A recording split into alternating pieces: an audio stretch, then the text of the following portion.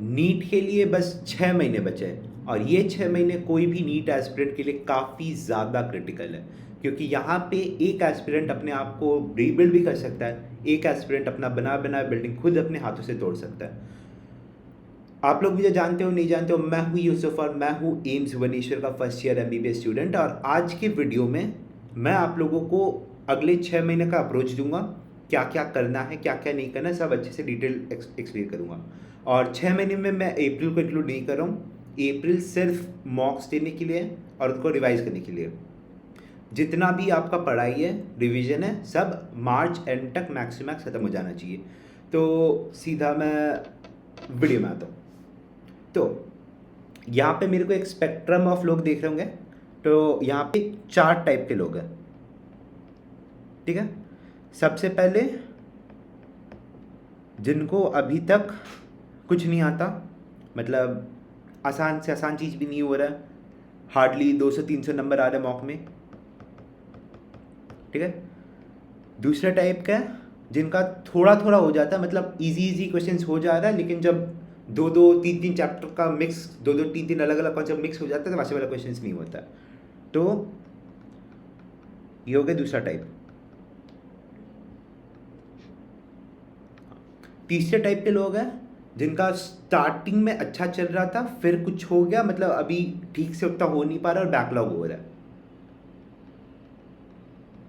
और चौथे टाइप के लोग हैं जो बिल्कुल ऑन ट्रैक है और अंडर 1000 या अंडर 100 रैंक का प्लान बना रहे हैं, ठीक है। और मैं इस वीडियो के नीचे टाइम स्टैम्प्स लगा रहा हूँ, तो आप लोग सीधा अपने पोजीशन में स्किप करके जा सकते हो। सबसे पहले टाइप में आता हूँ, ज़ीरो लेवल वाले। तो सबसे पहले ये जान लो कि मैं दूसरे यूट्यूबर की वगैरह की तरह मैं कोई भी झूठा दिलासा नहीं देने वाला हूँ। अगर आपको सिंपल वो डॉट प्रोडक्ट क्रॉस प्रोडक्ट या फिर क्या बोलते हैं, सिंपल स्लोप नहीं निकल रहा है या सिंपल रेशियो प्रोपोर्शनलिटी नहीं निकल रहा है, बहुत मुश्किल है। इट्स लाइक 6 महीने में मुश्किल है बहुत। लेकिन फाइट तो मानना है ना। आप लोग ये ध्यान नहीं दे सकते कि क्या क्या मैं पास में कर सकता था। अभी भी आप लोगों के पास 6 महीने हैं, ये 6 महीने में क्या क्या कर सकते हो उसमें ध्यान दो। और एक चीज़ दिमाग में रखना कि नॉर्मली पूरा सिलेबस कंप्लीट करने में अराउंड 8 महीने लगता है और आप लोगों के पास है 6 महीने, टू बी प्रिसाइज 5 महीने है, क्योंकि 1 महीने एक्स्ट्रा चाहिए होता है बचाओ रिविजन कंप्लीट करने के लिए। तो 8 महीने का कंटेंट 5 महीने में कवर करना है। सो पूरा कवर नहीं कर सकते, कुछ कुछ अनइम्पॉर्टेंट टॉपिक्स आप लोगों को छोड़ना पड़ेगा, जैसे एक्सरेज हो गया या फिर रोटेशन मोशन जैसे कर रहे हो तो उसका स्टार्टिंग वाला हिस्सा कर लिए, मोमेंट ऑफ इनर्शिया टॉर्क वगैरह कर लिए, डायनामिक्स वगैरह छोड़ सकते हो क्योंकि उसमें काफ़ी ज़्यादा टाइम लगता है समझने में। सो जहाँ जहाँ से ज़्यादा क्वेश्चन आते हैं उसमें ध्यान दो। और एक और चीज़ सबसे ज़्यादा इम्पॉर्टेंट, मेक श्योर कि सारे PYQs ख़त्म हो जाने चाहिए, फिज़िक्स में बोथ JEE मेन वाले भी और नीट वाले भी, क्योंकि JEE मेन के सवाल नीट में आ जाते हैं, नीट के सवाल JEE मेन में आ जाते हैं। सो दोनों के कवर हो जाना चाहिए, फिजिक्स और केमिस्ट्री का भी, फिजिक्स केमिस्ट्री दोनों का JEE नीट दोनों का कवर हो जाना चाहिए। और बायो में NCERT के बाहर मत जाना गलती से भी, मतलब थोड़ा बहुत वैसे बाहर जाना होता है आउटलाइन के लिए कि इतना इतना और थोड़ा सा ज़रूरी होता है, लेकिन NCERT के बाहर अभी जाने का टाइम भी नहीं है। स्टिक टू डैट, वो अल्लाह का हर एक लाइन अच्छे से डिकोड करना आना चाहिए। फिजिक्स केमिस्ट्री में भी फिजिक्स केमिस्ट्री में NCERT करने का ज़रूरत नहीं है, सिर्फ नोट्स में ध्यान दो और DPPs वगैरह जो जो मिलता जाए ख़त्म करते जाओ, फटाक से सब ख़त्म करो। और PYQ सो मस्ट है। और मैं आप लोगों का ज़्यादा टाइम नहीं लूँगा, आप लोग सीधा अभी ऊपर जाके वीडियो एग्जिट कर सकते हो और सीधा बैठ जाओ करने। तो नेक्स्ट में आता हूँ, टाइप 2। मतलब आपसे एक कंसेप्ट क्वेश्चन लग रहा है, दूसरे के क्वेश्चन लग रहे हैं, लेकिन दोनों कंसेप्ट जब साथ में आ जा रहे तब आपसे वो क्वेश्चन नहीं लग रहा। अच्छा आप लोग पहले ये बताओ, अगर आपको स्विमिंग सीखना है तो कौन सा तरीका ज़्यादा एफिशिएंट है? क्या आप पहले उसके लिए इंस्ट्रक्शन पढ़ोगे फिर कूदोगे, या फिर आप अपने आप को रस्सी से कहीं पे बांध दोगे बैकअप के लिए और फिर सीधा कूद जाओगे? ये दूसरा वाला तरीका ज़्यादा एफिशिएंट है, ठीक वैसे ही जो मल्टी कंसेप्ट के क्वेश्चन होता है, जितना भी मतलब बड़ा लगे, अगर ऐसा ऐसा कुछ, मोस्ट ऑफ द लोग तो इतना बड़ा क्वेश्चन देख के डर जाते हैं। अटेम्प्ट करो, पढ़ो उसको, समझो कि बोलना क्या चाह रहा है, हर एक ऑप्शन को पढ़ो, समझो। सीखते वक्त स्टार्टिंग में टाइम लगेगा, कोई बात नहीं, सीखो, बैठ के एनालाइज करो, हर एक ऑप्शन का एनालाइज करो, उसको सॉल्व करो। अगर खुद से सॉल्व नहीं हो रहा है, सोल्यूशन चेक कर लो, फिर दूसरा क्वेश्चन में जाओ, फिर वहाँ पे खुद से ट्राई करो।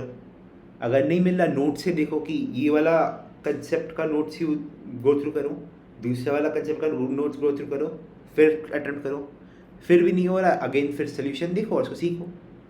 अब ऐसे टाइप के क्वेश्चन तुमको बहुत जगह मिल जाएंगे, इंटरनेट में मिल जाएगा, कुछ टीचर्स टेलीग्राम में शेयर कर देते हैं, आप लोगों को कोचिंग के मॉडल्स में मिल जाएंगे ऐसे क्वेश्चंस, या फिर आजकल एआई का भी यूज़ कर सकते हो, चैट जीपीटी वगैरह। चैट जीपीटी को बोलो ये 2 कंसेप्ट का क्वेश्चन बना देने को, बना देगा वो। बहुत सारे रिसोर्सेज है, गो थ्रू करो, सॉल्व करो। फिज़िक्स में HCV सॉल्व कर सकते हो, ऑप्शनल है, मतलब अगर करोगे तो बहुत बढ़िया बात है। ऑब्जेक्टिव 1-2 का देख सकते हो, अच्छे हार्ड लेवल के क्वेश्चन है। एक्सरसाइज वाले भी क्वेश्चन है, लेकिन उसमें काफ़ी ज़्यादा टाइम लगेगा, तो पूरा कंप्लीट कर पाना बहुत ही ज़्यादा मुश्किल है। फिर भी अटेम्प्ट मार सकते हो, जो बेसिक चैप्टर है, जो हर चैप्टर से कोर मतलब मिक्स हो गए क्वेश्चन बन जाते हैं, जैसे काइनेमेटिक्स हो गया, एनएलएम हो गया, वो सब का एक्सरसाइज भी आप लोग सॉल्व कर सकते हो। अगर टाइम मिले तो अपने प्रायोरिटी ऑर्डर में नीचे रख सकते हो, लेकिन टाइम मिले तो कर लेना, ठीक है। अब मैं तीसरे टाइप के लोगों में आता हूँ, जिनका स्टार्टिंग में तो बढ़िया चल रहा था, लेकिन बीच में कुछ हो गया, अभी बैकलॉग हो रहा है। मैं अपने आप को इसी के अंडर काउंट करूँगा, क्योंकि मैं जब अपने प्रिपरेटरी फेज में था, मेरा पूरा एकदम सही चल रहा था, काइनेमेटिक्स कर लिया, एनएलएम कर लिया, वर्क पावर एनर्जी कर लिया, सेंटर ऑफ मास कर लिया, फिर बीच में कुछ हेल्थ इश्यू वगैरह आ गया, फिर आने लगा बैकलॉग। उसके बाद ये भी नहीं हो रहा, ये भी नहीं हो रहा, ये भी नहीं हो रहा। तो बैकलॉग्स को ठीक से मैनेज कैसे करते हैं वो मैं बताता हूँ। सबसे पहले बैकलॉग यहाँ पे 2 तरीके के होते हैं, एक डिपेंडेंट चैप्टर वाले, एक इंडिपेंडेंट चैप्टर वाले, ठीक है। इंडिपेंडेंट चैप्टर मतलब वो सब जो जिस चैप्टर को समझने के लिए कोई और चैप्टर की ज़रूरत है नहीं, जैसे मॉडर्न फिजिक्स हो गया, यूनिट्स एंड डायमेंशन हो गया। तो ये वाले चैप्टर आप लोग बाद के लिए भी कर सकते हो। मतलब लेट्स से देयर इज एक है लेक्चर, रिवीजन, क्वेश्चंस। मान लो आपने लेक्चर तक नहीं देखा, तो आप ये चैप्टर को बाद में कर सकते हो। इसका ये मतलब नहीं है कि ये चैप्टर इंपॉर्टेंट नहीं है, मॉडर्न फिजिक्स बहुत ज़्यादा इंपॉर्टेंट है, भर भर के हर साल क्वेश्चन आते हैं, लेकिन आप ये चैप्टर बाद के लिए भी कर सकते हो, अभी प्रेजेंट में आना इंपॉर्टेंट है, ठीक है। मान लो आपने लेक्चर देख लिया तो बहुत बढ़िया बात है, एटलीस्ट ट्राई कर रिवीजन करने का, क्वेश्चंस वगैरह बाद में भी हो जाएगा, जब आप बाद में और सब्सिक्वेंट रिविजन्स करोगे उसके साथ वो कर सकते हो, ठीक है। डिपेंडेंट चैप्टर्स में आता हूँ, मतलब जो एक लाइन ऑफ चैप्टर्स आते हैं, जैसे मैकेनिक्स हो गया, इलेक्ट्रोमैग्नेटिज्म हो गया, जहाँ पे अगर बीच में जाते जाते एक चैप्टर मिस हो गया, फिर आगे का समझने में बहुत ज़्यादा इशू आता है।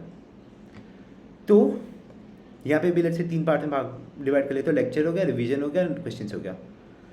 एटलीस्ट ट्राई करो लेक्चर्स प्रायोरिटी में ख़त्म करने को,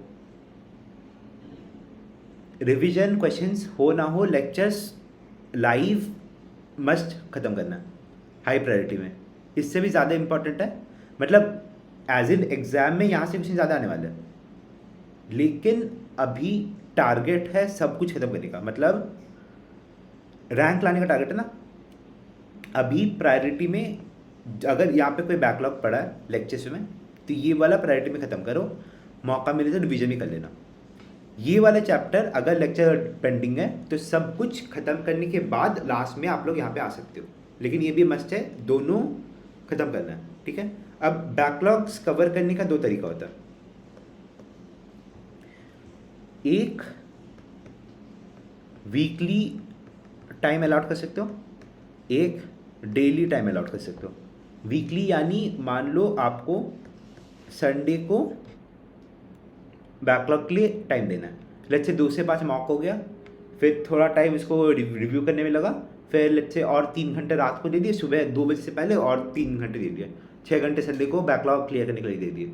या फिर एक और एक ऑप्शन है, डेली कर सकते हो, या तो 11 से 1 हो गया या 11 से 12 हो गया, 1 घंटा 2 घंटा एवरी डे कोई एक टाइम फिक्स कर सकते हो, उस टाइम में अपना क्लियर कर सकते हो, डिपेंडिंग ऑन कितना अमाउंट ऑफ बैकलॉग है। ठीक है, तो ये 2 तरीका है। मैं प्रेफर करता हूँ ये वाला करने को, क्योंकि संडे को थोड़ा बहुत क्या बोलते हैं, थोड़ा बहुत रिव्यू भी करना होता है, पेपर रिव्यू करना होता है, तो उसमें काफ़ी ज़्यादा कभी भी टाइम चला जाता है। तो आई वुड प्रेफर डेली एक टाइम अलाट करो, 1 आवर to 2 आवर, उसमें ये सारे जो बैकलॉग के लेक्चर्स है वो सब कवर करो। लेक्चर्स पहले इंपॉर्टेंट है, फिर रिवीजन करना, क्वेश्चंस अगर कुछ छूट भी गए कोई बात नहीं, आप टीचर के साथ उनके चैप्टर में शिफ्ट हो जाओ। लाइव लेक्चर्स मस्ट है, वो ख़त्म करना है। ठीक है, अब आता हूँ लास्ट वाले लो, टाइप 4। अगर आप लोग अभी भी ऑन ट्रैक हो, सारा डिवीजन लेक्चर सब ऑन टाइम ख़त्म हो रहा है, तो सबसे पहले बहुत बड़ी बात है, और मेक श्योर कि ये लास्ट डेट तक कंटिन्यू होना चाहिए। ठीक है, और अभी अगर एकदम सब कुछ ऑन ट्रैक है, आप अपने मॉक्स का फ्रीक्वेंसी बढ़ा सकते हो, may be once a week is sufficient. अभी बाद में जैसे जैसे आपका सिलेबस कवर होता रहे वैसे फिर बाद में और बाई वीकली और वैसे करके बढ़ा सकते हो। ठीक है, मेक श्योर कि अगर ऑन ट्रैक हो जैन तक ख़त्म कर देने का, जनवरी या फरवरी, और रिवीजन भी उस हिसाब से फेब मार्च से ख़त्म हो जाना चाहिए। ठीक है, और मेक श्योर कि जब भी तुम्हारा 70% सिलेबस ख़त्म हो जाए, मेक श्योर कि तुम एक ऑफलाइन टेस्ट सीरीज़ वगैरह ज्वाइन कर दो, जहाँ पे आप लोगों को ऑफलाइन वाला माहौल मिले। मैंने ऑफलाइन टेस्ट सीरीज़ सिर्फ 2 टेस्ट अटेम्प्ट किया था पूरे साल भर, लेकिन मैं घर में अपना वैसा माहौल बना लेता था। टेस्ट मतलब एग्ज़ाम सेंटर वाला, वो मैं घर में बना लेता था। अगर आप पहले से ऑफलाइन स्टूडेंट हो तो बड़ा बढ़िया बात है। अगर आप ऑनलाइन स्टूडेंट हो तो अभी से ऑफलाइन टेस्ट सीरीज़ का ज़रूरत है नहीं, अभी घर में जो ऑनलाइन में टेस्ट वगैरह मिलते जा रहे हैं, पेपर्स वगैरह मिलते जा रहे हैं, वो सब सॉल्व करते रहो। और एक मिस्टेक कॉपी बना के रखना,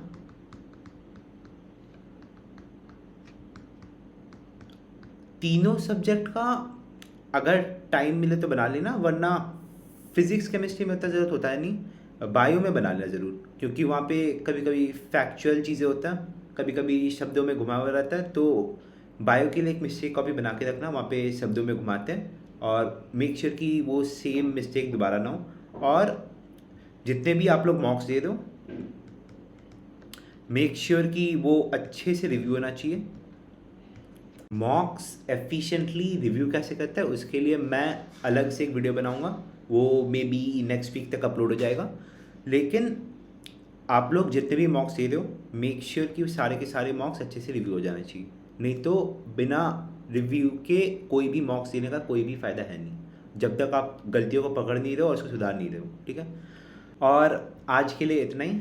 लास्ट डे तक कंसिस्टेंट रहना, जो कर रहे हो करते रहो, इसी से लास्ट डे में आपका रैंक डिसाइड होने वाला है। ठीक है, बाय।